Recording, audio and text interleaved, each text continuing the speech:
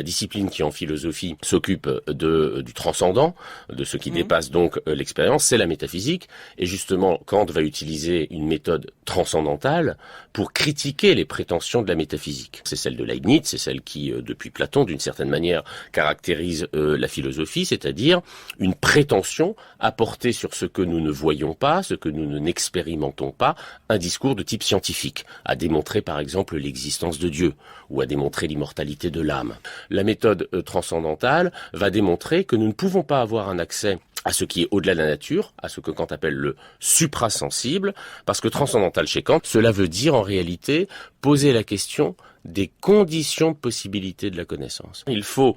au préalable, c'est cette idée qu'il faut retenir dans transcendantal, il faut au préalable d'abord poser la question de la légitimité de notre discours, c'est-à-dire avant de prétendre produire un savoir sur Dieu ou sur l'âme ou sur même la nature.